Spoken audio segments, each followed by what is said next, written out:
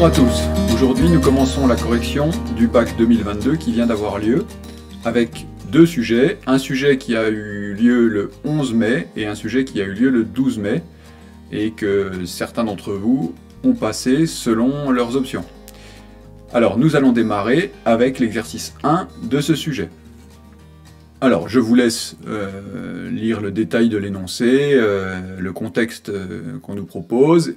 Et puis, nous allons venir tout de suite à la fonction qu'on nous demande d'étudier. La fonction est donnée par f de t égale 3t exponentielle moins 0,5t plus 1 sur l'intervalle 0,10. Alors, première question, on nous demande de calculer la dérivée de cette fonction. Alors, vous constatez qu'il s'agit d'une fonction de la forme u fois v, avec u égale 3t,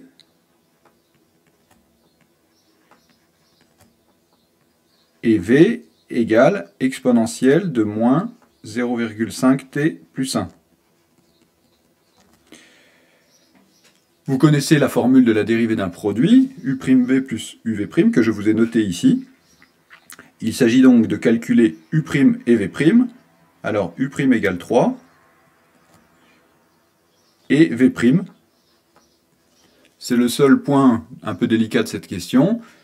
Vous avez une fonction qui est de la forme exponentielle de u.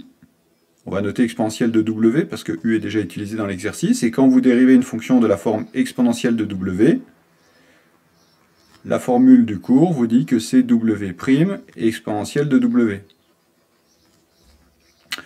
Du coup ici w est moins 0,5t plus 1, w' est moins 0,5. Donc v' égale moins 0,5 exponentielle de moins 0,5t plus 1. Ensuite, vous n'avez plus qu'à remplacer u, v, u' et v' dans la formule pour obtenir ce qu'on vous demandait.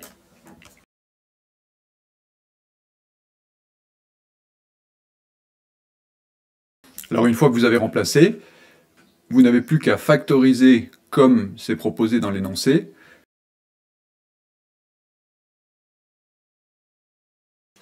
Voilà pour cette question. Alors la question petit b, on nous demande un tableau de variation de la fonction f sur l'intervalle 0,10. Pour faire un tableau de variation, il faut que nous ayons le signe de la dérivée. Alors nous constatons que 3 est positif. Une exponentielle, quelle qu'elle soit, l'exponentielle de quelque chose est toujours positif. Et du coup nous devons étudier le signe de 1 moins 0,5t. Alors 1 moins 0,5t positif, si et seulement si. Alors vous résolvez cette inéquation et vous obtenez t inférieur à 2. Ça ne pose pas de difficulté. Nous pouvons donc tracer le tableau de variation. Le signe de f' de t, on a dit que c'était le signe de 1 moins 0,5t, qui est positif quand t est plus petit que 2. Donc plus ici, ça s'annule en 2, et moins là. Du coup, les variations de f de t, quand la dérivée est positive, la fonction est croissante, quand la dérivée est négative, la fonction est décroissante. Et puis, on calcule les valeurs extrêmes. Ici, on obtient 0, ici, on obtient 6, et ici, on obtient 30 exponentielle de moins 4. Dans la question C, on nous demande au bout de combien de temps la quantité de médicaments présente dans le sang du patient sera maximale. Bon, bah évidemment, le tableau de variation nous apporte la réponse. On voit que ça va être maximal quand t égale à 2.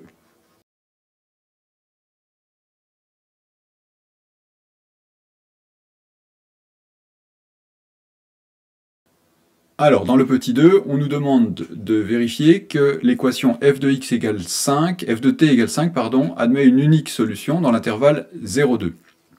Alors ici, il s'agit d'appliquer le corollaire du théorème des valeurs intermédiaires, et pour cela de vérifier les hypothèses.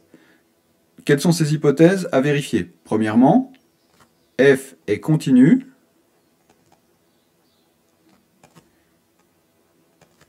est strictement croissante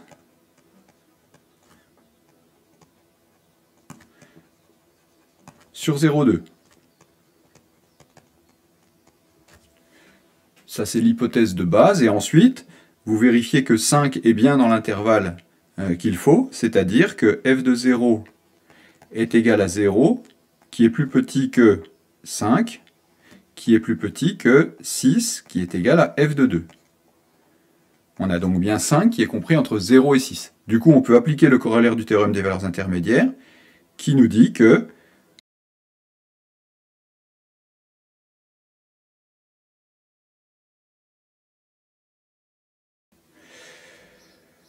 je vous laisse écrire la fin. Il faut calculer une valeur de alpha à 10 moins 2 près. Alors il s'agit ici d'utiliser les calculatrices. Et une façon de faire, ça va être de rentrer dans le mode table de votre calculatrice la fonction f de t, de faire un tableau avec t qui varie de 0 à 2, et puis d'affiner de plus en plus l'intervalle, c'est-à-dire de réduire le pas, jusqu'à avoir un pas de 0,01, ce qui vous permet de calculer cette valeur.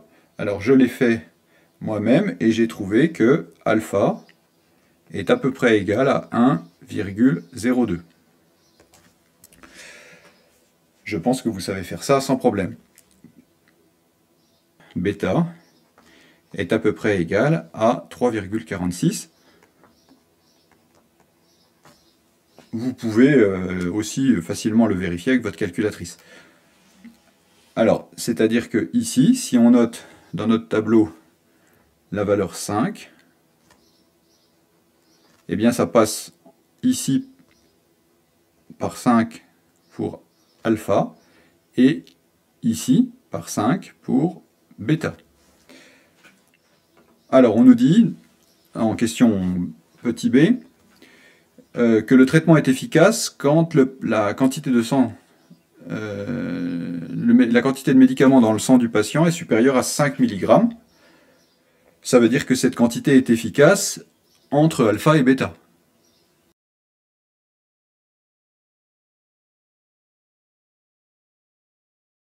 Ça veut donc dire que la durée d'efficacité est égale à bêta moins alpha. Alors on va calculer bêta moins alpha égale 3,46 moins 1,02, ce qui nous fait 2,44. 2,44 quoi? 2,44 heures. On nous dit de donner la durée à la minute près. Alors évidemment, il ne s'agit pas de dire 2h44. Hein. Si vous avez des souvenirs sur les calculs de durée, ça veut dire que ça fait 2 heures plus 0,44 heures. C'est-à-dire 0,44 fois 60 minutes.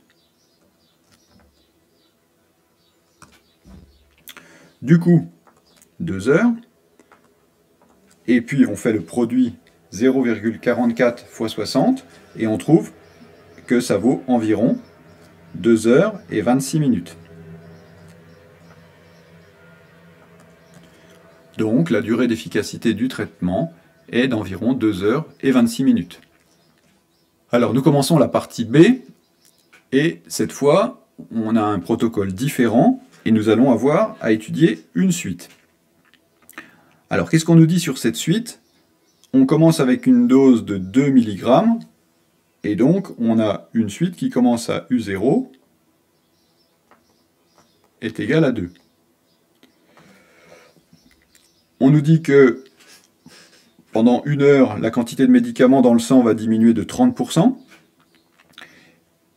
et puis que au bout de 1 heure, on va faire une deuxième injection de 1,8 mg, et puis, etc. On continuera comme ça toutes les heures. Alors, selon cette modélisation, calculer la quantité U1. Alors, qu'est-ce qu'on doit faire pour U1? Ben, on doit faire 2 mg, et on perd 30%. Alors, une baisse de 30% correspond à une multiplication par 0,7. Je vous rappelle que le coefficient associé à 30%, c'est 1 moins 30 sur 100, quand il s'agit d'une baisse. Si vous mettez tout sur 100, ça vous fait 70 sur 100, égale 0,7. Donc, quand on fait une baisse de 30%, on fait 2 fois 0,7. Et puis, à la fin de la première heure, on réinjecte 1,8 mg, donc plus 1,8. Alors, on fait ce calcul. Et alors, qu'est-ce que j'ai obtenu? J'ai obtenu égale 3,2. Il existe une unique solution, donc sur l'intervalle 0,2 pour l'équation f de t égale 5. Après la deuxième injection, on a 3,2 mg de produit dans le sang.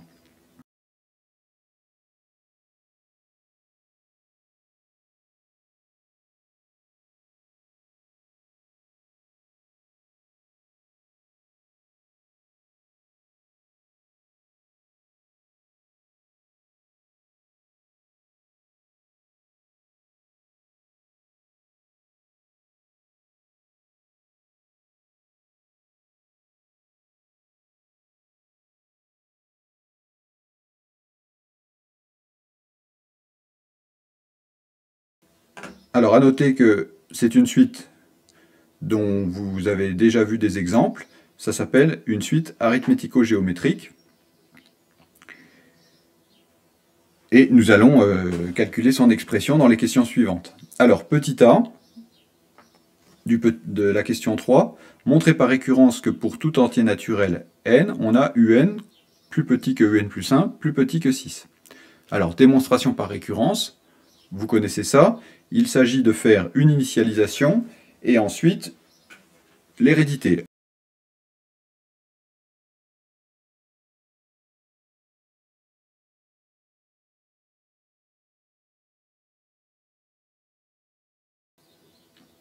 Alors pour passer d'un rang au rang suivant, qu'est-ce qu'on va faire? On va partir de notre inégalité, un plus petit ou égal à un plus 1, plus petit que 6. Et puis, on va multiplier tout ça par 0,7. 0,7 est un nombre positif. Donc, on a le droit de multiplier et on ne change pas les sens d'inégalité. Et puis ensuite, on va ajouter 1,8.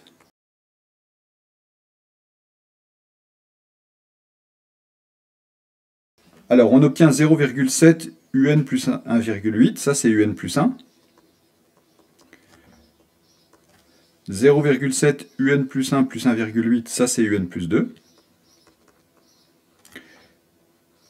Et ce qui fait que ça marche ici, c'est que 0,7 fois 6, ça fait 4,2, et 4,2 plus 1,8, ça fait 6. Et on retombe sur notre valeur 6 qu'on avait au début. Donc on a bien pour tout n, un plus petit que un plus 1 plus petit que 6. En déduire la limite, en déduire que la suite un est convergente et on note sa limite L. Alors, petit b, là c'est assez simple, un plus 1 est plus grand que un, ça veut dire que la suite un est croissante, et un est plus petit que 6, ça veut dire que la suite est majorée. Donc la suite est croissante et majorée. La suite est croissante et majorée, donc elle converge. Petit c, on nous demande de calculer la valeur de L et d'interpréter cette valeur dans le contexte de l'exercice. Alors ici, on utilise la formule de récurrence, un plus 1 est égal à 0,7 un plus 1,8. La suite un plus 1, c'est juste la suite un avec un décalage de 1 dans l'indice. Elle converge vers la même limite que un. Et puis la suite 0,7 un plus 1,8, elle converge quand n tend vers plus l'infini. vers 0,7 L plus 1,8. Et comme cette quantité est égale au-dessus, ben forcément les limites sont égales. C'est-à-dire qu'on a que L est égal à 0,7 L plus 1,8. Ce qui nous donne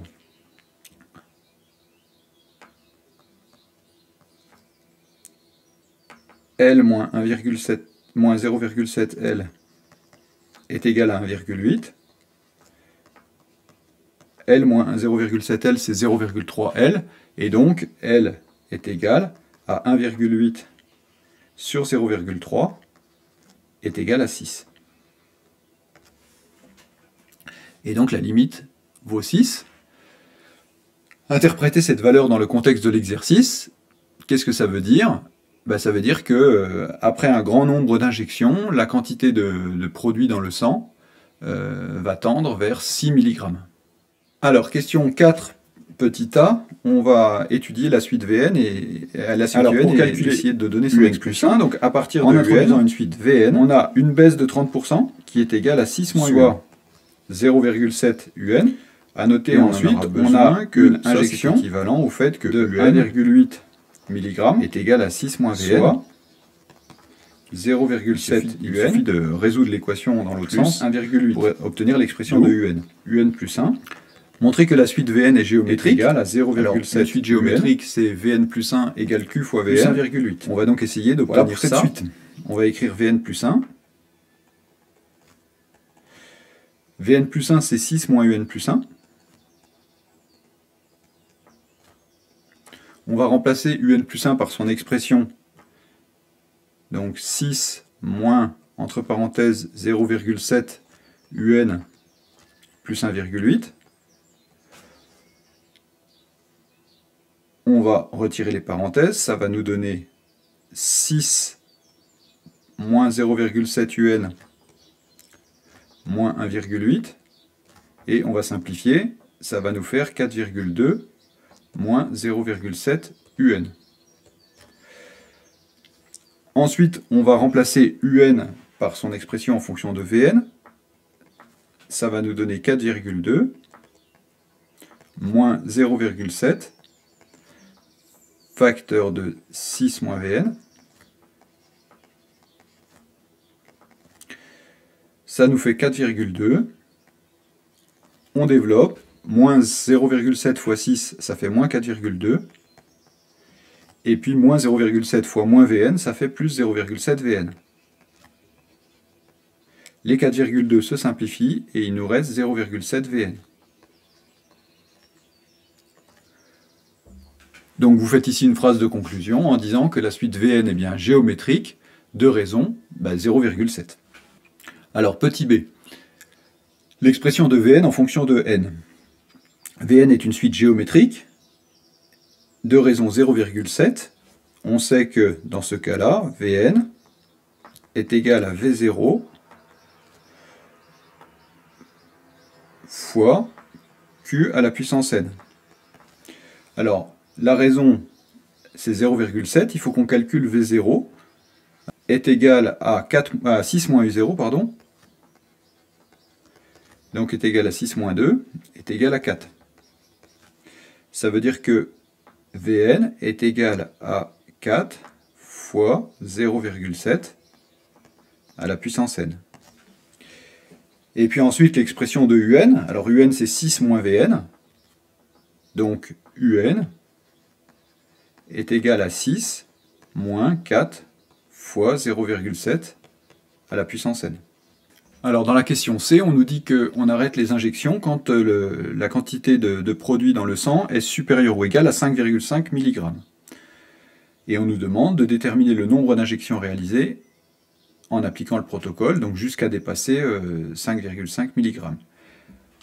Alors en fait, ça revient à quoi? Ça revient à chercher quand la suite UN va dépasser 5,5. On sait que la suite UN est croissante et qu'elle converge vers 6, donc forcément elle va dépasser 5,5 à un moment.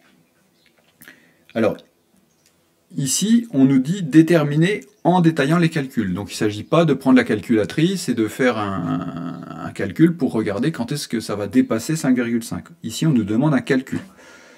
Donc, on va écrire ce calcul. Alors 6 moins 4 fois 0,7 à la puissance n, supérieur ou égal à 5,5. C'est équivalent à... Alors, qu'est-ce qu'on va faire? On va passer le 6 à droite, et puis on va diviser par moins 4. Ça va nous donner 0,7 à la puissance n. Et, alors attention, on divise par moins 4, il faut retourner le signe d'inégalité. 5,5 moins 6 divisé par moins 4. Ce qui nous donne 0,7 puissance n est inférieur ou égal à 0,125. Et alors quand vous en êtes là, qu'est-ce qu'il faut faire? Alors ici, on a notre inconnu, qui est n, qui est en exposant. Dans ce cas-là, il faut comme on dit, le descendre sur la ligne de calcul en appliquant le logarithme. C'est-à-dire qu'on va appliquer le logarithme des deux côtés de notre inégalité. On sait que le logarithme est une fonction croissante, donc ln de 0,7 à la puissance n est inférieur ou égal à ln de 0,125. Et on sait que ln de 0,7 à la puissance n, c'est n ln de 0,7. Ça, c'est une formule du cours. Inférieur ou égal à ln de 0,125. Et il ne nous reste plus qu'à diviser par ln de 0,7. Alors attention, 0,7 est plus petit que 1, donc ln de 0,7 est négatif. Et du coup, quand on divise par ln de 0,7, on divise par un nombre négatif, on doit donc retourner le signe d'inégalité. N doit donc être supérieur ou égal à ln de 0,125 sur ln de 0,7. Alors on calcule le quotient ln de 0,125 sur ln de 0,7, et on trouve environ 5,83. Et donc, comme n est un nombre entier, ça nous donne n est supérieur ou égal à 6. Ça veut dire que c'est U6 qui va dépasser pour la première fois 5,5. Alors, combien d'injections ça va donner? Alors, on pourrait tenter de dire 6, mais attention, on a une première injection au moment 0, c'est-à-dire à U0, on a une première injection de 2 mg. Et donc, le nombre d'injections est 7. Alors, avec ce calcul du nombre d'injections, se termine cet exercice 1, et par la même occasion se termine cette vidéo. J'espère que vous avez apprécié ce premier exercice, et nous nous retrouvons très rapidement pour le deuxième exercice dans la prochaine vidéo. A très bientôt, salut à tous.